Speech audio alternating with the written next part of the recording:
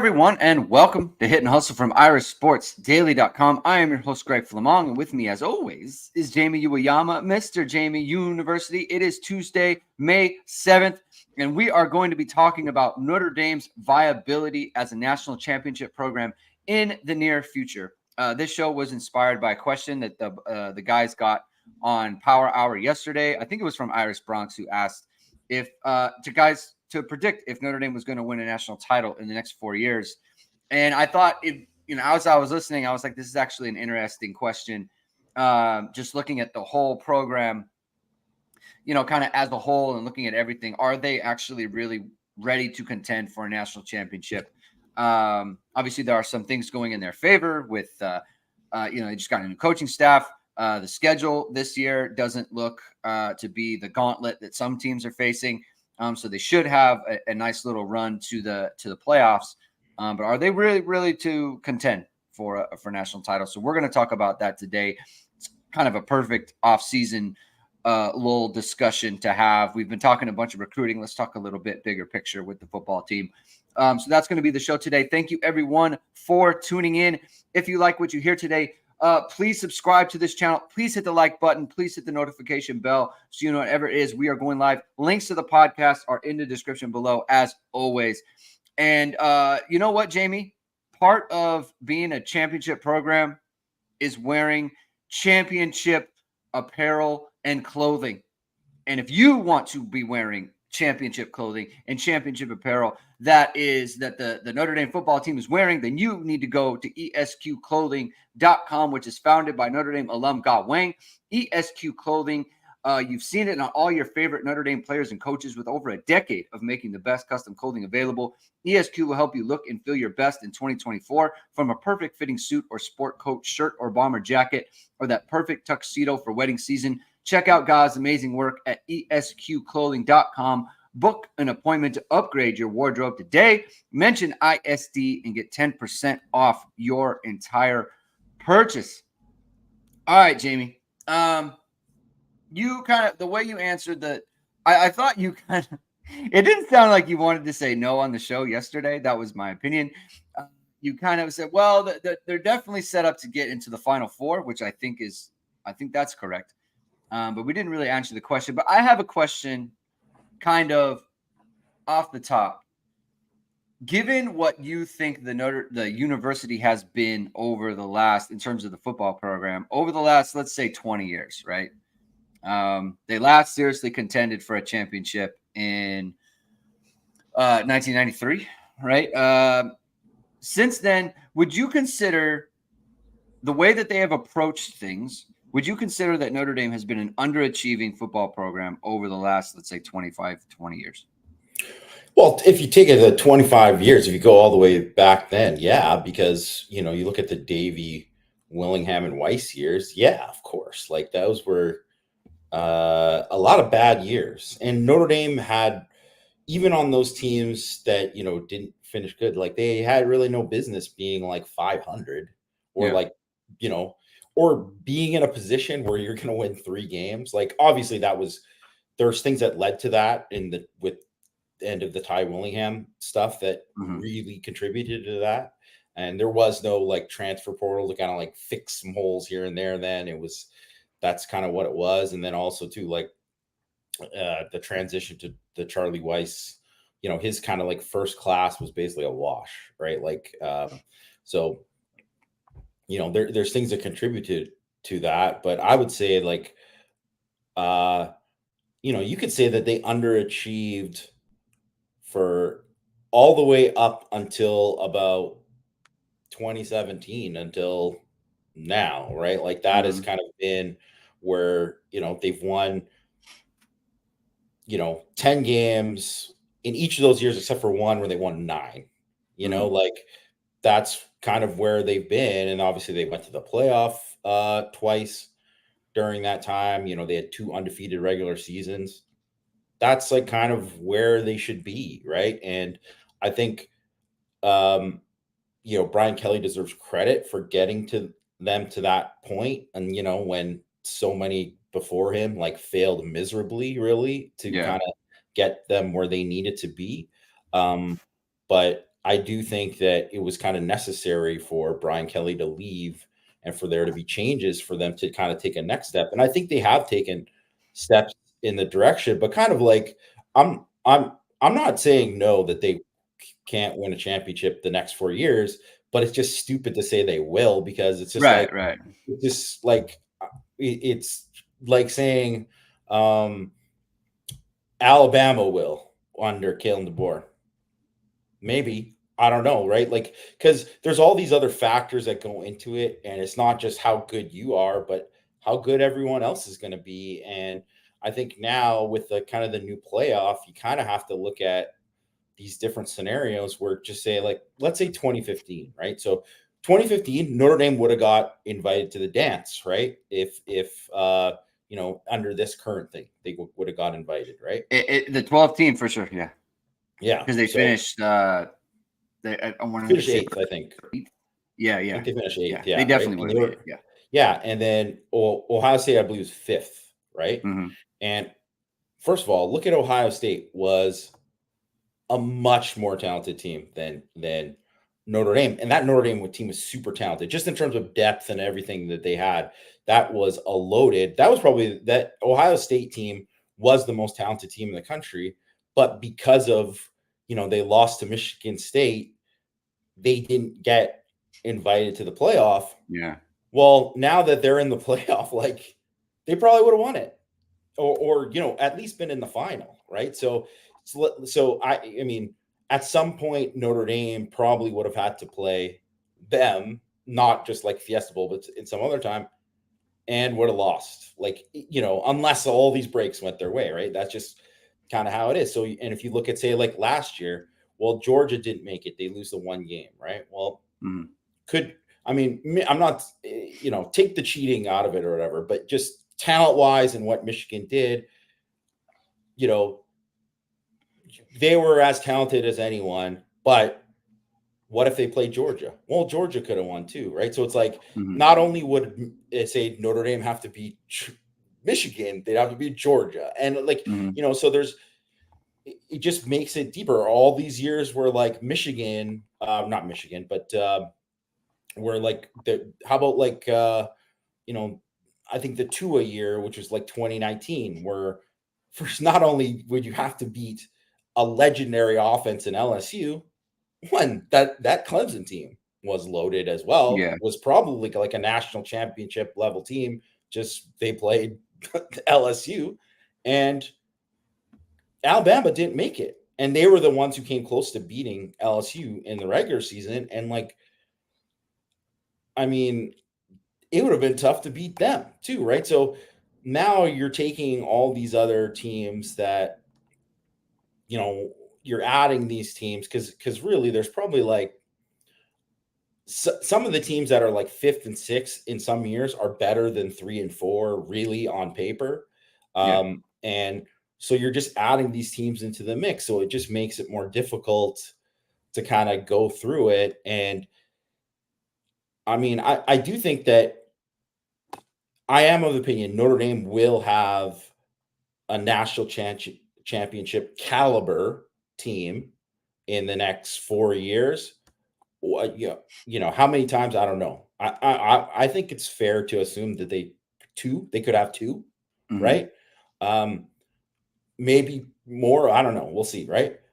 But like there's going to be other teams there too. So can you beat them when it's time? Can you stay healthy at the right time? There's all these other kind of factors that go into it. And do you have the right quarterback to win in Right. these kind of situations? So that's kind of why I could never say definitively like um, they're going to win it. And like, even if you look at this year, we say like, and Mike was totally right. I thought Mike made that great point about the schedule and being like, kind of, this is kind of now is the time to strike because while the iron's hot, because the schedule's never going to get any easier. It's only going to get more difficult as whenever they go into some super league or have to go to the Big Ten or whatever, it's Yeah. going to get more difficult than it is now. Like they're never going to get an easier schedule than facing the teams they're playing in the ACC and whatnot. And then also like say USC having a tougher schedule than them than they usually have and all these kind of other factors.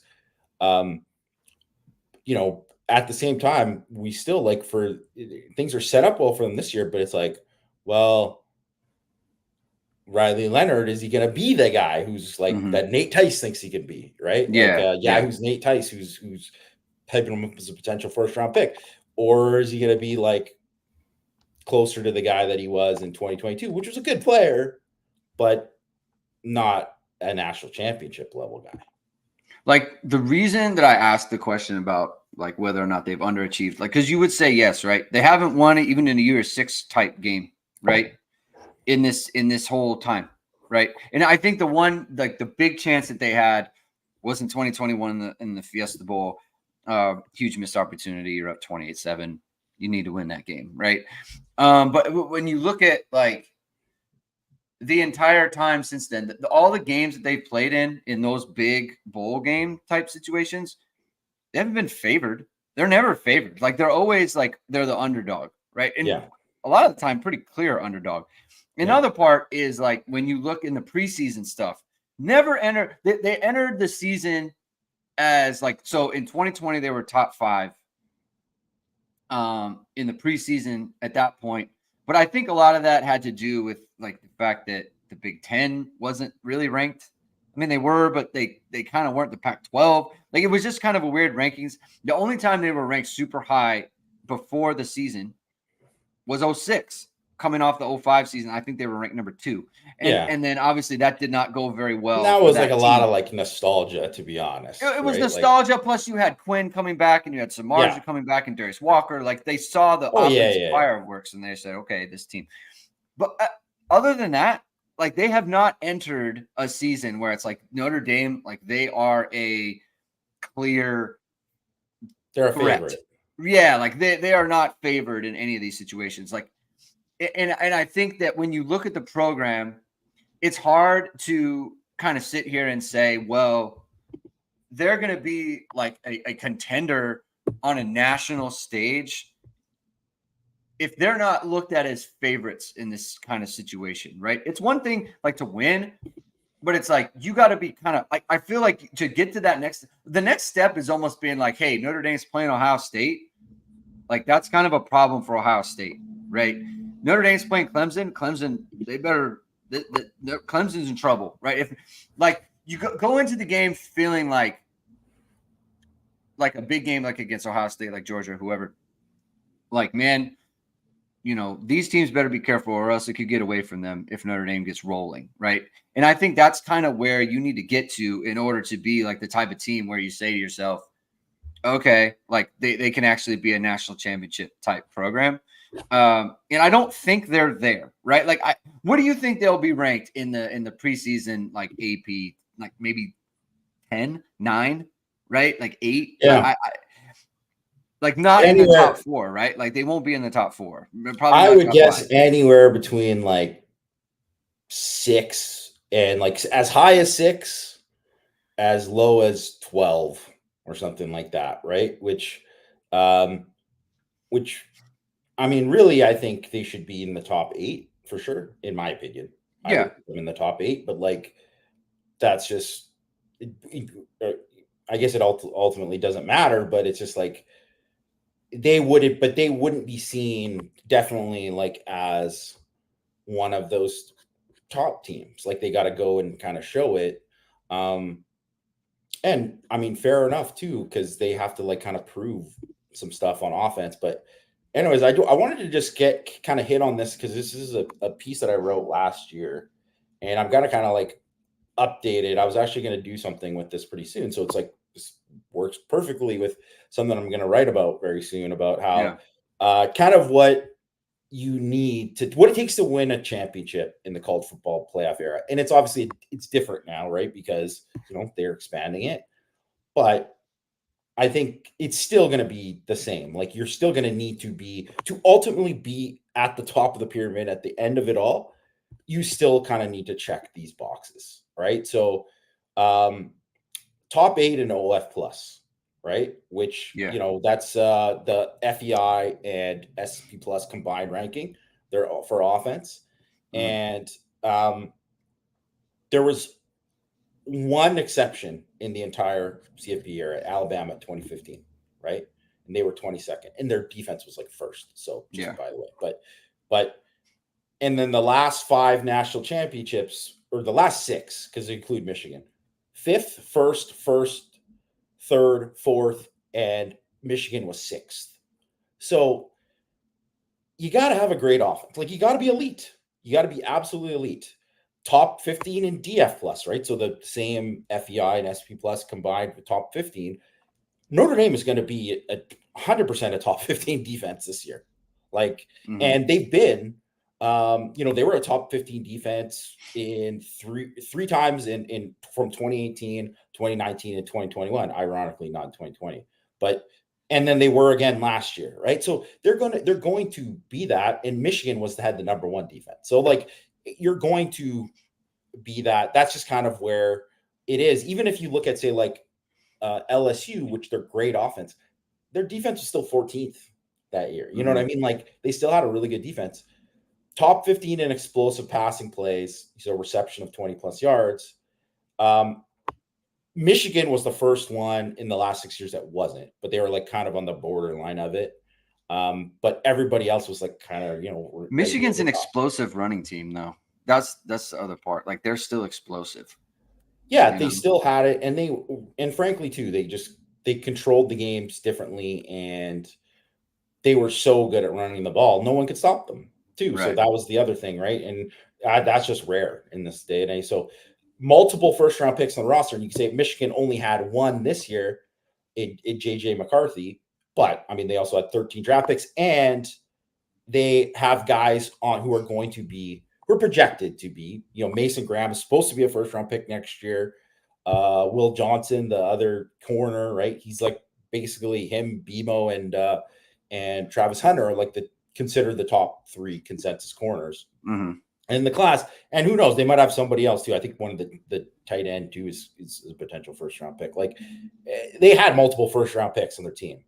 A day 1 or day 2 pick at wide receiver, tight end. They had one, right? Roman Wilson was a day 2 pick at wide receiver. I think the tight end also might have went too, but like, they had it, whatever. NFL talent on defense. Like, every single champion had at least 3 future NFL draft picks playing on their defensive line. Notre Dame's going to have that. Like, they're going to have that for sure on their defensive line. And I think they will probably continue to have that going forward. So that's good. Joe Moore Award semifinalist. Like, everyone except for 1 wasn't. And obviously Michigan had a great line. They were a finalist last year. Net points per drive, whatever. That's like a different thing. I don't need to get into it. But anyways, Michigan checked that box. You basically have to be dominant the whole year is what it is. Minimum rate of havoc, you need to be like at least at a certain point. And Michigan, yes, they were one of the best havoc rate teams in the country. Notre Dame was a really good havoc rate team last year. They're going to be like, I defensively, I don't see anything. Blue chip ratio, which is something that Bud Elliott did, has written about for years and years about how you have to be over 50%. Well, Michigan was over 50%. They were like actually the first team that was under 60% in, so I think since Clemson in 2016. So they were the first one under 60%. So I mean, Notre Dame has hit that. So it's like they do check a lot of these boxes. And just the big questions, I think, are on offense, right? And because I do think if you're going to look at where Notre Dame's at, like, I see Notre Dame being like everything on defense there. I don't really see how that's going to change. Like, they're going to be a top 15 defense, I think, every year, as long as Al Golden's there and they keep recruiting as they do and whatnot. Like, I think they will be.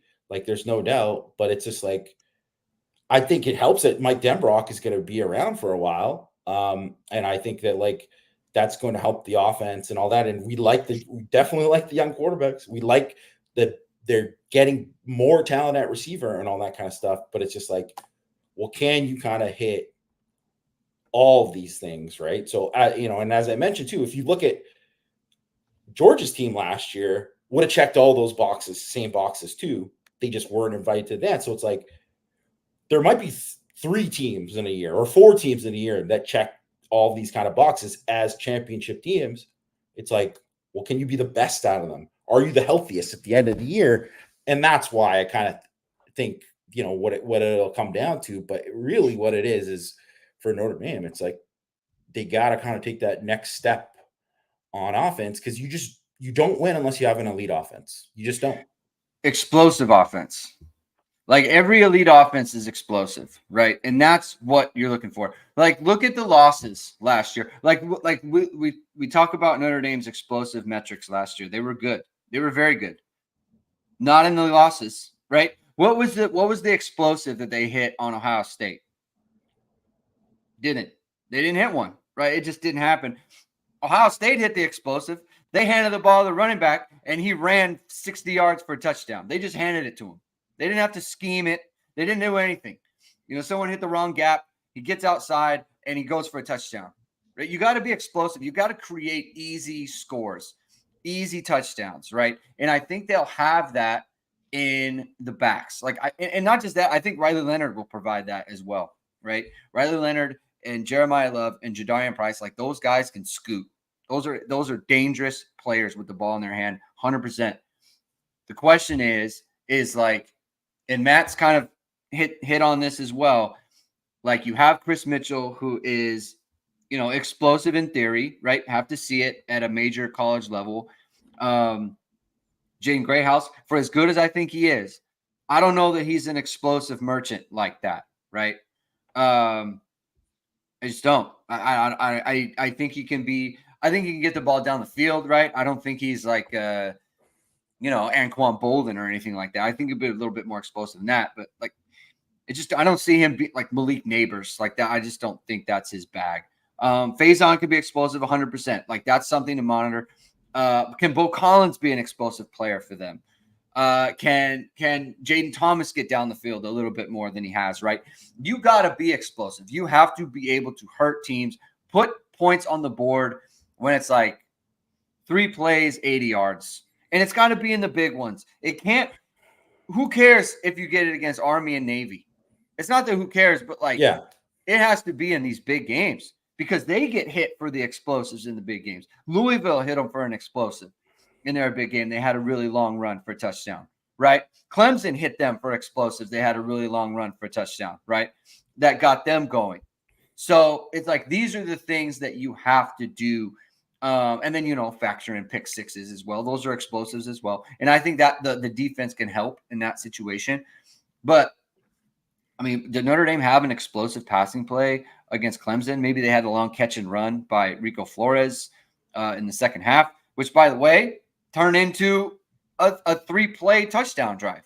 Like you need more of those things. And I just think when you go back to all the losses that they've had in all the big games that they've had, the one thing that you don't see is explosive plays. And then in the Clemson game, you open it up with a 65-yard run to Kyron Williams. You have the long pass play to Avery Davis on the 5, right? That gets the game in overtime. Like those are the things that they have to have. And it's like offensively, I think in the running game, we saw this in 2017. If you can be explosive in the running game and you bludgeon teams with that. They bludgeoned USC with that. They bludgeoned NC State with that. They bludgeoned Michigan State with that, right? But then you got against Georgia, you had to throw it, and they couldn't throw it. Against Miami, you had to throw it. You couldn't throw it, right? So it's like against these teams, you got to be able to do it against everyone. And all the championship teams. Alabama can do it against anyone. LSU could do it against anyone, right? So that's kind of where, to me, like when you're talking about an offensive thing, like everyone's talking about Riley Leonard, sure, but like, are these wide receivers kind of capable of that? And I just think that's an open question. I don't know. Like it's hard for me to project like Notre Dame as a kind of national threat if I don't know that they're going to be able to truly get the ball vertical. Do you have a feeling on that? Like, I don't know how you feel about like, are they going to be a vertical team on offense through the pass? Well, I mean, I really don't know yet, right? Because I don't really have a feeling on that right now, because I just, I just think there's, like you said, there's too many questions about There's certainly some questions about Riley Leonard at quarterback as a passer and stuff. And then there's also just like questions about the receivers and just whether or not it's going to be consistent or not. And um, I think too, like if you look at, last year, okay, this is a perfect example of like how last year was the perfect example of Notre Dame. Like if you look at Notre Dame finished 17th in explosive passing plays, total plays, right? Yeah. Last year, which you're like, wow, I didn't know they did that, like whatever. And they had a ton, but they racked them up in all of the games against not Pitt, the Wake. just everyone. Wake, Yeah. Pitt, Wake, early on in the season, NC State, whatever. NC State was actually the only good defense they played where they had explosive things, but they found explosiveness in other ways through like the stuff with Holden Stays and the play action and all that kind of stuff, right? And they did not have that against Ohio State, Duke, a little bit against partially against Duke. They had a little bit, but Louisville, Clemson, right? And really, too, if you think about it, they were just so at a disadvantage of like any team that had good corners. They were just like, they would just play off and just say, oh, try to run by us. Oh, you can't. Yeah. So we're just going to sit on it and when you can do that, you can do whatever the heck you want on defense, right? Like you can, it just, everything's open for you, right? So that's the thing. You have to be able to threaten. If you can't threaten, you can't open anything up. And so that's what you at least hope you get out of Mitchell and Faison and all of these guys, really, right? It's just that like you get that and that can open things up. But I don't know. It's always going to be that for Notre Dame, and like because 2015 is absolutely like one of those things where it's like, man, they just kind of had it. Like Fuller was obviously the most explosive receiver Notre Dame has had. It's him and Golden Tate in terms of like just the guys in the last like 20 years and just of like at a different level of like explosiveness in terms of big plays. And like, but you don't have that. And the 1 year of Claypool too, like the 2019 year of Claypool.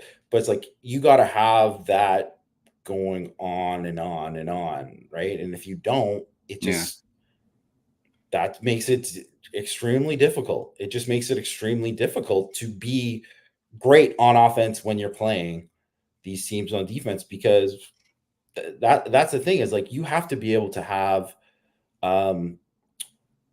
when you play Georgia, when you play Ohio State, when you play,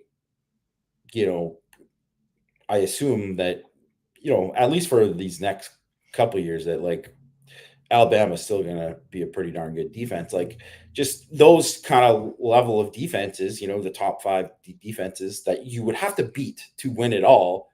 Like, do you have the skill guys that can get it open? Because everybody clowns Adoree Jackson, because he obviously got just, dusted by You got cooked. Will there. He got cooked, but that's more of a credit to Fuller than anything against Jackson, because Adoree Jackson was a first round pick. Like he was a pretty good player. Like, but you have to have someone who can beat that. And that's what they it just goes to show, like, you have to have a guy who can do against anyone, against all the best, and that's like Will Fuller. He's most explosive since like Rocket for me. Like Tate was explosive, like get the ball in his hands and let him cook. And after the catch, Fuller was like, dude, this guy is a smoke show. Like, just my goodness, I can't believe how fast. I watched the first Rice post all the time. I watch it because I'm like, God, that was just that feeling of like when I watched it the first time, like, oh my goodness, he is a rocket ship. So he's on a different level. And Notre Dame needs that. Now, look, it doesn't have to be Fuller, right? But they do have to be, like we kind of talked about, not to belabor it, you got to get vertical against these teams.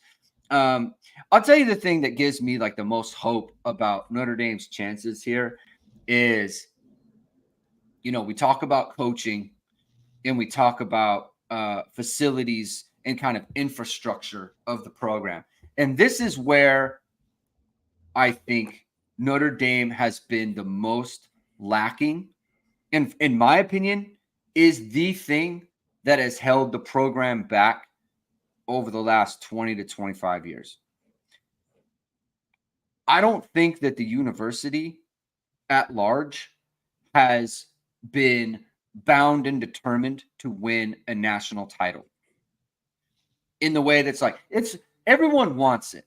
And I think that a lot of people thought Notre Dame has this goal, but are your actions consistent with meeting that goal? And I don't think that's true. And with the announcement of the Shield, right? I'm going to call it the Shield, the new football facility that's coming in 2026. It's not even that it has to be built and in place for Notre Dame. It's like, okay, now that it's actually built, okay, no, Notre Dame's going to take the next step. It's just the statement of, hey, like, we're going for it. We're going for this. You pay up for Mike Denbrock. We're going for this. Al Golden, you keep him around. We're going for this. I don't think they've had that. I don't. It has been as frustrating to me as anything else because that's a choice. People always talk about Notre Dame and their, the standards, right? The academic standards and the way that they go about things. It's like, you know what? You don't have to change the mission of the school to build a football facility like the Shield. You don't. You could still value education. You can still make them go to class. You can still make them graduate in 4 years and make sure that they're academically on pace. That is fine, right? Like, you can keep that. That is the mission of the university. We're not going to skimp on the education piece, but having the best facilities, having the best coaches, having the best recruiting operation, having the most analysts and all that stuff, that's the decision that you're making, and you're doing it. You're not having the best of those things just because you feel like maybe we don't have to, or we're not going to be, a football factory. Is having the Shield make you a football factory? I don't think it does. Right. So now I think they're finally coming to the point of like, hey, we can have all of it. We can have the education, and we can also have the best football facilities. I think the indoor facility is top of the line. I think the Shield, from everything that we've heard, is going to be top of the line in terms of like better than what everyone else has. And this is what gives me the most kind of hope going forward. And I wonder if that's your sense as well. Yeah, I wouldn't even say it's that facility, because I think that, I mean, it's a good thing for sure, but I think it's more about just like investing, that show of investment in terms of like, what that's going to lead to in terms of, what it means for nutrition and all that kind of stuff and all that extra things there. Like, who gives a crap about like there's a friggin' water slide and the thing? No one, like, any kid who cares about that is not a kid who's going to pick Right. Notre Dame anyways, right? For So sure. it's not about any of that. It's about what, and CP Hertz mentioned Mike has been on this train for a while. Like, it is 100% Mike's been on the train about just like, you have to be able to pay. You can't be reactionary, which Notre Dame's, I mean, they still are, right? But like, Yeah. you have to go and adding Mike Denbrock and being like, we're going to pay you more than LSU's going to pay you. Yeah. We're going to pay you more than LSU's going to pay you. And you want to be here, we're going to pay you as good or better than LSU will pay you.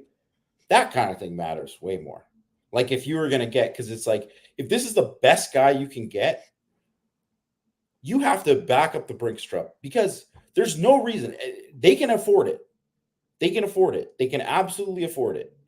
Like, they can afford anything they want. really. Like, there's nothing that is unreasonable in terms of attracting the best people, Mhm. right? There's nothing there in whether or not, but you have to be able to say like, hey, we're going to do it. And I mean, there was just a bunch of times too, like just over the years where they didn't do that, and they just were, not competitive enough there. And you know a- NIL, like, is like 100%. Like, if you're not going to have the resources in place, and the structure in place there to help your programs, and that's obviously not just football but everything, but like, Mhm. if you don't have that in place, like, then I mean, we might as well not even have started the conversation up that we're Right. having today. Like, Yeah. you can't even have the conversation, because if you're not doing it, that means that you're just so far behind that it's not even close, right? So that's those are the things that matter way more. And when you see that type of investment from obviously people outside the program, and then also from within Notre Dame, that's the kind of stuff that matters, because you can't get to where you want to be. You can't get all the talent you want. You can't get the coaching staff you want. You can't get all this kind of stuff. You can't retain the people that you want to retain if you're not doing that. And I think that's what's most important. Yeah, and the thing with the NIL too, like the players that Notre Dame is never going to get the guy who would not be interested in Notre Dame but for NIL. You know, they're not going to get that guy, and they don't want to get that guy. He's not going to make it at Notre Dame. Okay, Notre Dame is self-selecting in that, like, man, you got to go to class, like you just do, and like it's not even at this point. It's not even that the classes are hard. It's just that you have to go because everything is so online now. So many players at other schools, like they just take online classes, and that's just how they get their education. Notre Dame is not going to be that, and that is that is the mission of the school, right? That is one thing that if they don't compromise on that, I don't have a problem. I don't, because I think that there are enough good players to where and top players to say, like, you know, I'm okay with it as long as you are showing them, just make the investment. If you make the investment in the program, then I will do what I have to do. And we know that they will get the top players because look at KVA. Look how he came. Look at Dallas Golden. Look at Deuce Knight. Look at CJ Carr. Like, these are top players who have decided that it's worth it to me to go through all of this because of Notre Dame's investment in other parts of the football program. Because that's what honestly, like, I think that college players, you can hit them in the spot where it's like, hey, like, you want to be the best version of yourself, and you can do that here as a football player, and you can do that as a student. But you can't just say it. And I think in the past, Notre Dame has said that while the Gook was outdated for a decade. Like that's the problem that they've run into with, like, trying to sell the university and the brand. And I feel like they've tried to protect their brand more than they've actually tried to expand their actual operation. And I think that's been a huge problem for them. And I think that's where they have fallen short with a lot of players. It's like, man, you say you want the best for everything. We're never going to choose hard and never settle, and excellence is all that matters. But then this part of your operation is substandard, and it's not substandard at the places like Alabama, who are actually walking the walk, right? And so when you have the academic piece of it, they're always going to have that, and that's fine. And you're never going to entice people with NIL because they're not going to do that. They have to buy into other aspects of the university. Now, I do think that recruits are getting taken care of, not in the way that other schools are doing it. Notre Dame's doing it in a different way, but they are getting taken care of, right? And I think that's fine. I think the current the current roster is getting taken care of. In fact, this is 100% my opinion. Okay, this is 100% my opinion. I don't have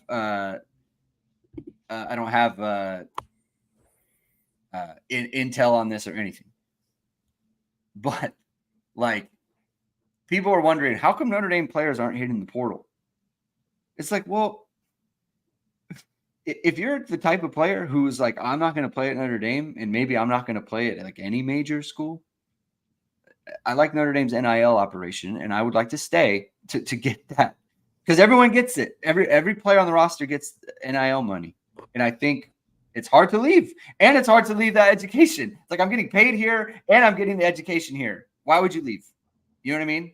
Now I'm not saying I'm not saying it's anyone in particular. It's like logically, why would you leave? That's what I think Notre Dame's NIL operation is right now. Yeah, I mean, I don't think that NIL is like that's influencing those guys who don't want to leave. Like, I don't think that.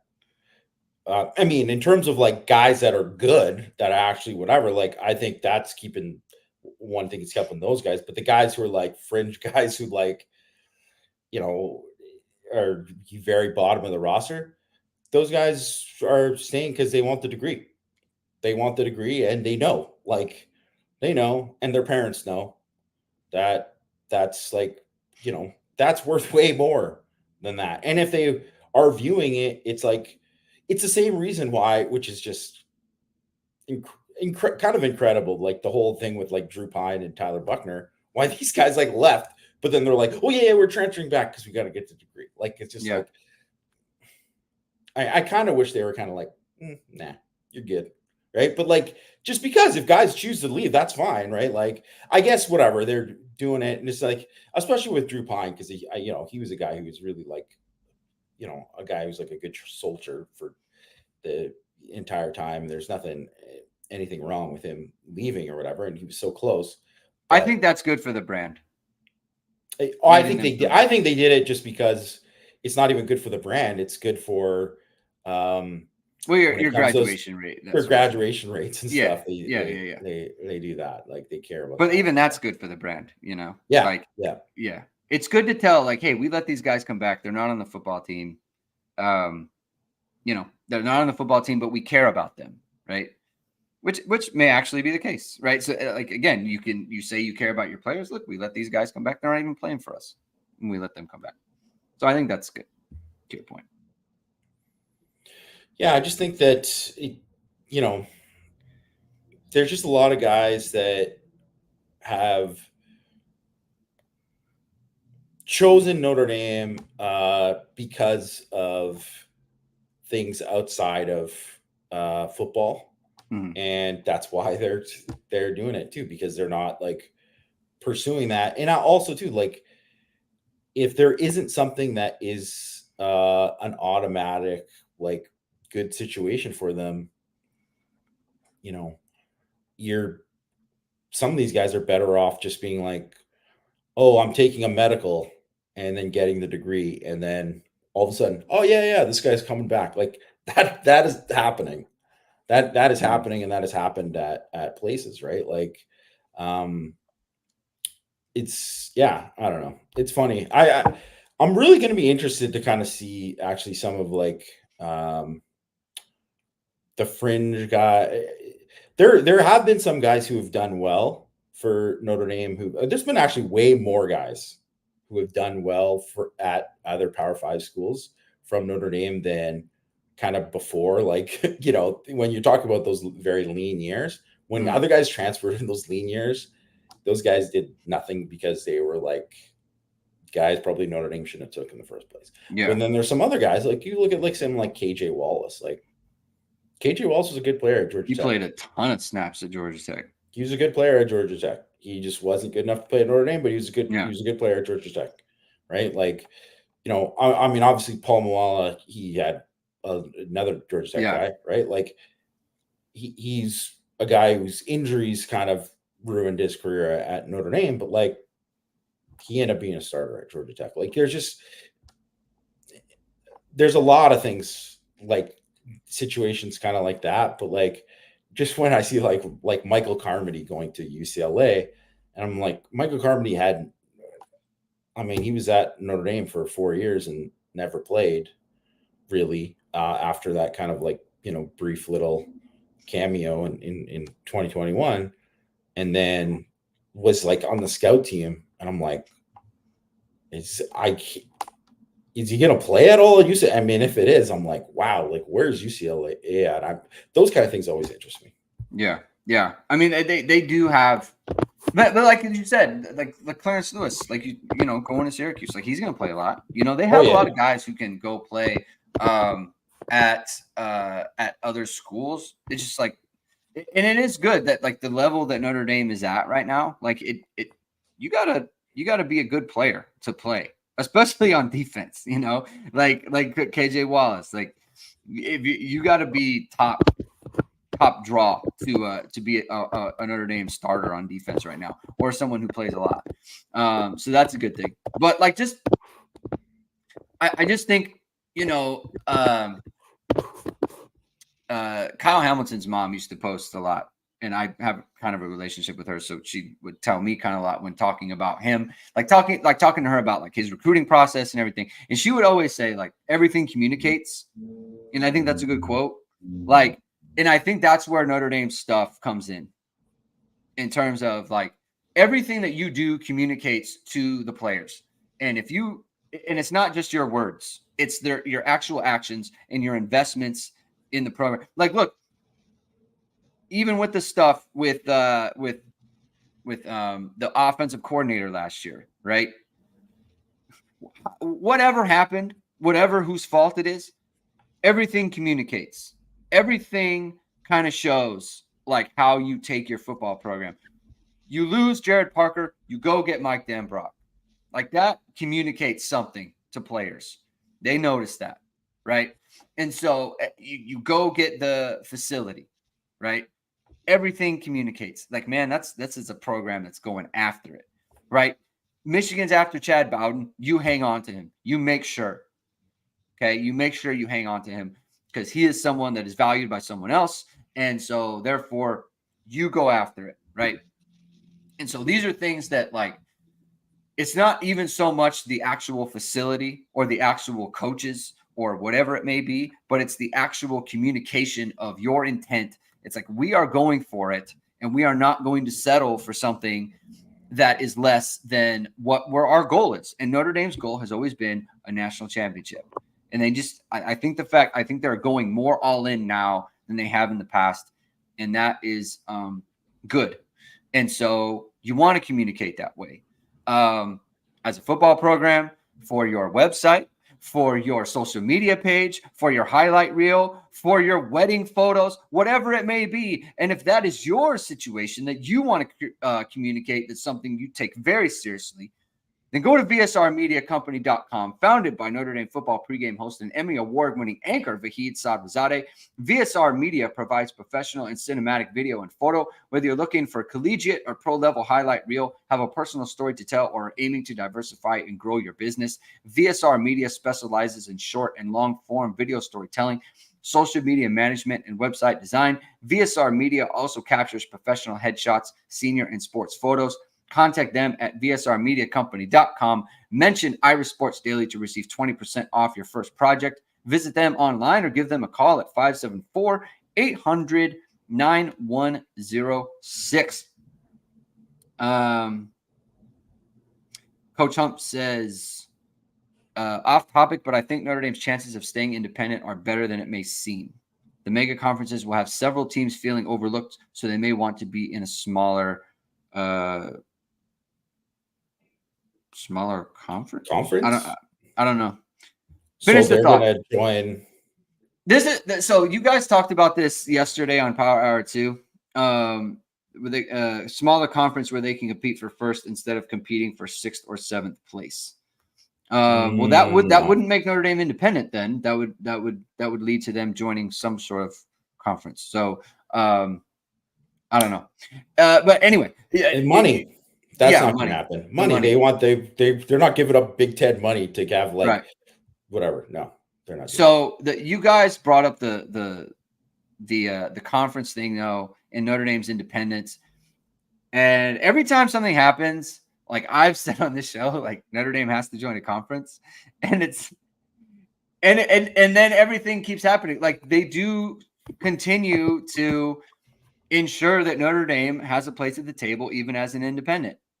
That's true, and it's we're kind of getting to the point where there's only like one more move where it's like, okay, there's no more Big 12, like there's no more ACC or any of that stuff. We're just going straight super conference, ACC, SEC, Big 10. Everyone's in that, right? Like that is, I feel like, is the next and only kind of move that would force Notre Dame into a conference. But it certainly seems like Notre Dame is pretty okay. The only thing you question is like, what are their schedules going to look like? You know, because like it worked. I understand why the schedule is this way this year with 2 service academies and 2 MAC schools. Like I get it, right? Because the conferences they've moved pretty rapidly, right? Well, Miami also dropped them, so that's like Yeah, Miami like dropped them that. from the schedule, so Yeah, like that's why it ended up kind of looking like that. So, or else they would have played Miami, but yeah, whatever. Just sorry to interrupt your thought, no, but you're good. it's all the ACC. It just as soon as that dies, which is like it's just they're bleeding out right now, like it's going to die. Then it's over because they're just the only thing left would be to join some weirdo Big 12. It's for them to Yeah, just get some kind of affiliation with them, and like that makes no sense. I don't think that would happen. So if I don't know what will happen with Clemson and Florida State, like because the SEC certainly isn't sending them an invite, anytime soon, or Miami or whatever, right? Like those teams aren't getting that, or like I guess it's just like deciding when like all of the when it all falls down for the ACC, it's just going to be like they're going to have to join the Big 10, or it's already going to split off before then, right? College football is going to split off before then, and that's really kind of like the only way. But I mean, you do give credit to Jack Swarbrick and Pete Pavakwa for like doing things that allow them to stay independent while staying financially viable. Like if you look at like what the money given out for the playoff and what they're going to get, like they're going to get like good money. Like they're basically like not on the tier of Big 10 and SEC. They're in a tier by themselves, just below that. Mm-hmm. So above all the ACC teams, above all the Big 12 teams, it's just them, below that. But it's not enough of a gap where it's like, you're going to be like, well, we need to join the Big 10 now. Yeah. Right. But if the ACC dies and then scheduling wise, then they will have to. Yeah. Like something will have to happen. The ACC, man, that contract they signed though, man, they've been trying to get out of it. They can't get out of it. There are not enough lawyers in Florida to get them out of this contract. It's going to be very hard. It's going to be very, very hard for them to do. And I don't know. I mean, it's kind of a wrinkle that gets added to all this, conversation. But I think that, as we kind of like wrap up the conversation, like I think Notre Dame has finally put themselves in a position to where they can become a national championship caliber program and operation. And I don't think that they've been there, frankly. And that now has been my biggest problem. Like you can tell when a team, a university is just kind of all in, like they are definitely going for it. And I just felt like Notre Dame has had one foot out of the pool. They just have not been fully in it. And I think now they are getting in it. And as for the actual football team, I think that the thing to monitor is, can Notre Dame be a vertical team passing this year? To me, that's it. That is the thing. Because, you think of them struggle busing in these games. It's like, man, they can't get the ball in the end zone. They can't get the ball in the end zone. It's like when you can hit teams vertical, when you can hit explosives against them, they play you different. They allow for other things underneath because they're afraid of you hitting a big one against you. It is the biggest fear of every defensive coordinator that you have. Notre Dame is going to be a very, very good defense this year, without question. Can they be a team that's like just strikes fear offensively into opponents? That's the big thing. We had a question before about, like, is it better or worse to start with a big time, better or worse to start with it in a big game? Look, man, if Notre Dame's going to be anything this year, you got to handle teams like Texas A&M, road or not. You got to handle them. And so that's kind of where it is. It's like, we can talk about the schedule. We can talk about all these other things. When you go on the road, can you handle a team with your offense? And then, we know they're going to have a good defense. Like, that is the question to me in terms of 2024. Is Notre Dame viable? Yeah. I mean, it's just, yeah. And I think, like, when you get down to it, with kind of like the other, I guess, more prominent teams in their schedule, like, you're going to look at, let's say they do go undefeated, all the way up to Florida State. And I mean, I really don't know how good Florida State can be, but they're still considered to be like, the favorite in the ACC this year, right? Like, Yeah. even with all they lost, they're considered to be the favorite to win the ACC. So, like, I would say that, that game, like, they're going to have a good record going into that game, and they definitely have NFL talent, even with all the stuff they lost in that game, and that is going to be like, those are measuring stick games, right? It's just to see where you're at, and you got to go, and those are the games that, ultimately, when you look back at seasons of Notre Dame football, those are the games that get remembered, right? Like, yeah, you might have some moments here and there, like, oh, remember when, Quinn, hit Samardzija and they beat UCLA in that game where they actually, Notre Dame looked terrible the whole time. What a great comeback, and that was awesome, right? Or you look at, like, the year that, Golson hit Koyak in the back of the end zone against Stanford to kind of win that game, and you're like, wow, that was a great, those kind of things, those matter, but they're not the things that get remembered, right? It's when you go against the true blue bloods and how you do in those games. I'll tell you right now, if Notre Dame's undefeated playing Florida State, they're not losing that game. Not at home. They're not going to.